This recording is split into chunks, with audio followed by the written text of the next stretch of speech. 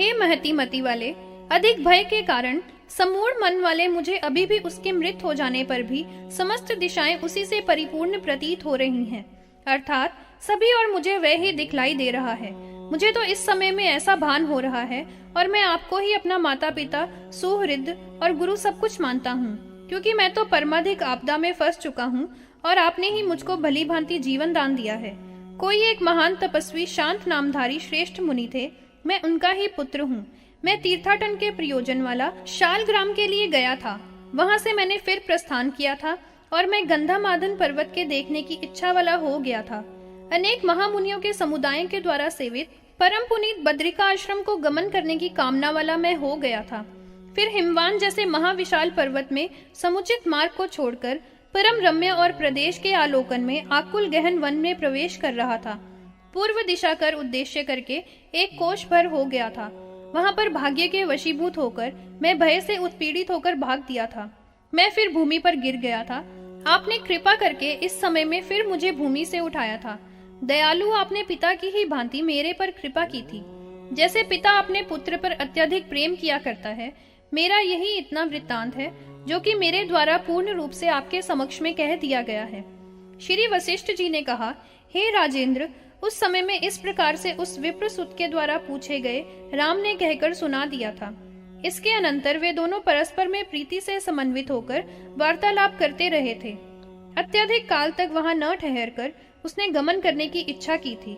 राम भी उसके पश्चात उसी के पीछे गमन करने वाला हो गया था और उस गुफा के मुख से निकलकर बड़े आनंद के साथ अपने माता पिता के निवास स्थान की ओर उसने भी प्रस्थान कर दिया था।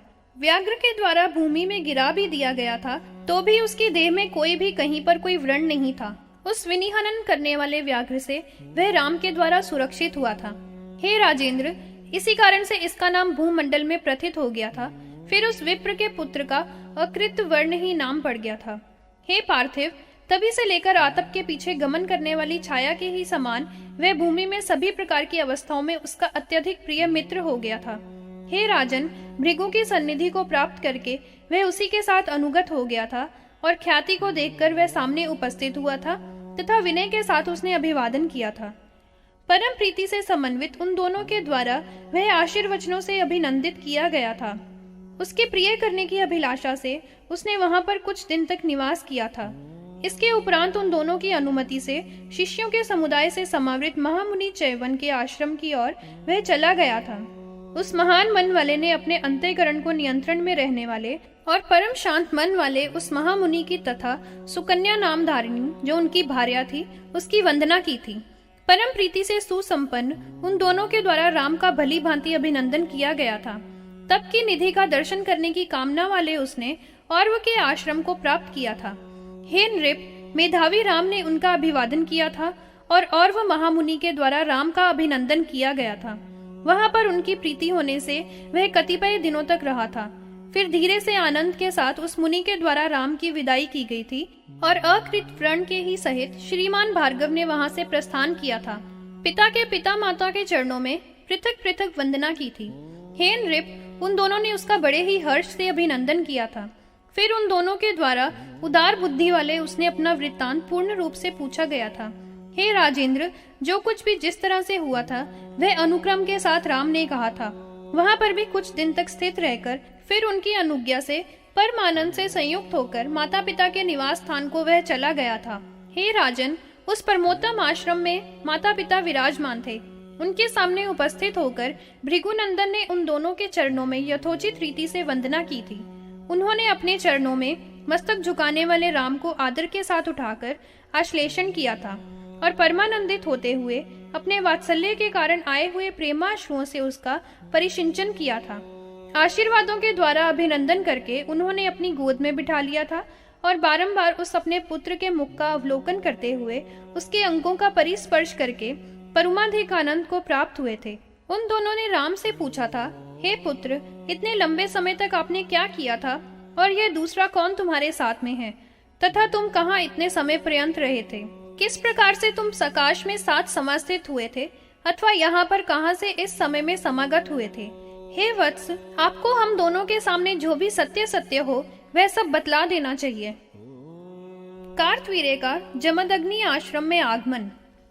श्री वशिष्ठ जी ने कहा, हे राजन, जब उस समय में इस प्रकार से राम से पूछा गया था तो उसने अपने दोनों करों को जोड़कर उन दोनों के समक्ष में वह संपूर्ण अपना घटित घटनाओं का इतिवृत्त कह दिया था। जो भी कुछ अपने द्वारा अब तक किया था, अपने कुलदेव की आज्ञा से अपनी तपश्चर्या का समाचरण तथा भगवान शंभु के निर्देश से यथाक्रम तीर्थों का पर्यटन जो किया था, वह सभी कुछ निवेदित कर दिया था। फिर शंकर की ही आज्ञा से देवों की सुरक्षा करने के कारण से जो दैत्यों का वध किया था, वह भी सुना दिया था। यहाँ पर भी भगवान हर के प्रसाद से ही अकृत वर्ग का दर्शन हुआ था। यह संपूर्ण पूर्णतया जो हुआ था वह, और जो अपने द्वारा कुछ भी किया गया था, वह सब परम प्रसन्न माता पिता के सामने राम ने कहकर सुना दिया था। उन दोनों ने राम के द्वारा कहा हुआ सब उसके कर्मों का विस्तार श्रवण किया था और परम प्रसन्न हुए थे। हे राजन, फिर वे दोनों एक दूसरे हर्ष को भी प्राप्त हुए थे। हे महाराज, इस रीति से उस भृगुकुल में परम श्रेष्ठ राम ने माता पिता की शुश्रूषा करते हुए पूर्णतया उनके प्रति अपने कर्तव्य का सविनय पालन किया था और अपने भाइयों की भी सेवा उसी भाव से उसने की थी। इसी समय में किसी वक्त हेहेश्वर चतुरंगिनी सेना के सहित मृग्या करने को गमन करने वाला हुआ था। अब उस बेला की अद्भुत छटा का वर्णन किया जाता है। उस समय में चारों ओर अरुण अंशुओं वाली तारागण की द्युति का हरण करने वाली बंदूक पुष्पों की अरुणता से आकाश मंडल संरिज्यमान हो रहा था। विकसित केतकी के वनों की पंक्तियों के द्वारा मत को समुद्भुत करते हुए तथा कुमुदों से युक्त सरोवरों का स्पर्श करने वाला प्रातःकाल का सुंदर एवं सुख स्पर्श वायु वहन कर रहा था। पक्षीगण उस समय में नर्मदा के तट पर उगे हुए तरुवरों के नीड़ों के आश्रमों में अपने समाकुल और मन तथा कालों को परम सुख प्रदान करने वाली वाणियां बोल रहे थे। नर्मदा का तट तीर्थ है। उस तीर्थ में उतरकर पापों के हरण करने वाले उस जल में मुनिवरन निरंतर ब्रह्म अर्थात वेद वचनों का गान कर रहे थे। विधि विधान के साथ नित्यानुष्ठान करके नर्मदा नदी के तीर से वापस लौटकर कर्मों के करने वाले प्रमुख मुनिगण अपने अपने आश्रमों की ओर गमन कर रहे थे। प्रत्येक वीरों की पत्नियां अपने अपने ग्रहों के आवश्यक कर्मों में उस समय में संलग्न हो रही थी। सर्वथा मुनियों की ही सदृश बहुत सी मुनि पत्नियां होम कर्म के संपादन करने के लिए धेनुओं का दोहन कर रही थी। मुनियों के कुमार दोहन किए हुए दुग्ध को समुचित स्थानों पर पहुंचा रहे थे तथा समस्त प्राणियों को सुख का आवाहन करने वाले होम के होने पर अग्निहोत्र में सभी समाकुल हो रहे थे। उस प्रातःकालीन बेला में सभी और कमल खिल उठे थे और विकसित पंकजों के ऊपर भ्रमरों के वृंद गुंजार रहे थे। सभी ओर से अपने अपने घोंसलों से पक्षीगण नीचे उतरकर अपना आसन कर रहे थे। उस समय में मंद वायु वहन कर रही थी और सुमधुर बेला में जो भी विशेष व्यग्र नहीं थे, ऐसे मंदोन्मत्त हाथी, अश्व और रथों द्वारा गमन करने वालों के शरीर को आह्लाद का विवर्धन हो रहा था।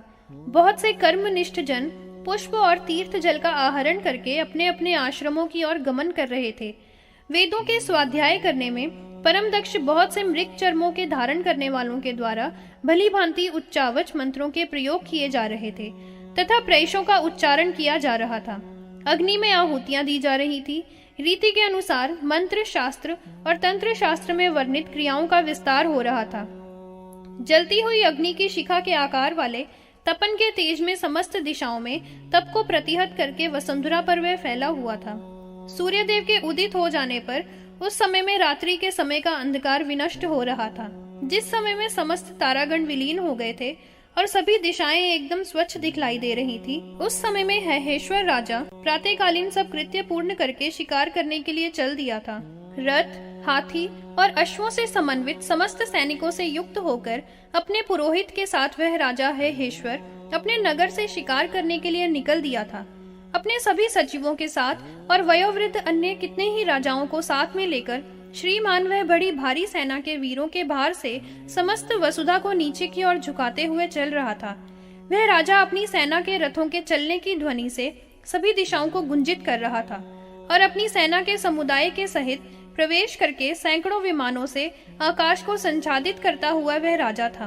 उस राजेश्वर ने अपने सैनिकों के द्वारा उस संपूर्ण वन घेर कर परम श्रेष्ठ नृप वे उस स्थल को अत्यंत विलोलित कर दिया था। उस नृप ने अपने कानों तक समाकृष्ट धनुषों की प्रत्यंचा वाले योद्धाओं के द्वारा छोड़े हुए तीक्ष्ण बाणों से वहां पर अनेक प्रकार के हिंसक पशुओं का हनन किया था। अतीव उदग्र वेग से युक्त पदातियों के खड्गों से खंडित शरीर वाले, जिनके शरीर के भाग कट गए हैं, ऐसे कुछ शार्दूल वहां पर भूमि में गिर गए थे। बहुत ही प्रचंड शक्तिशाली वीरों के द्वारा छोड़ी हुई शक्तियों से कटे हुए मस्तक वाले कुछ वराहों के यूथ रुधिर से लथपथ होकर पृथ्वी पर गिर गए थे। मृगों के समुदाय पर्वतों के ही समान भूमि पर पड़े हुए थे और सिंह, रीछ और शरभ आदि धनुषों के तीरों से विद्ध समस्त अंगों वाले हो गए थे। इस प्रकार से कुछ सवागुर गिरते हुए और गिरे हुओं के द्वारा सभी और संपूर्ण पृथ्वी तल को रक्त से भीगी हुई करके अनुकीर्ण कर दिया था। कुछ मृग कुत्तों के द्वारा खदेड़े हुए होकर भाग रहे थे और आर्त होकर चीखे मारते हुए प्राणों के भय से अति आतुर और भयभीत हो रहे थे। जिस तरह से युग के अंत समय में सर्वत्र विभीषिका से पूर्ण स्थिति हुआ करती है, ठीक उस समय से अत्यंत आतुर हो रहे थे, जिसके कारण वह संपूर्ण वन समाकुल होकर शोभित हो रहा था। वहां पर चमरी, रुरु, गोमायु, गवय, रीछ और बहुत से वृक्ष, कृष्णसार, द्वीपी, मृग, रक्त, खड़ग, मृग, विचित्र अंगों वाले मृग और न्यूंक आदि सभी और मारे जा रहे थे, जिनमें दूध पीने वाले बहुत से छोटे पशु थे और बालक, वृद्ध तथा जवान पशुओं के जोड़े भी थे। वहां पर सबका निहनन किया जा रहा था।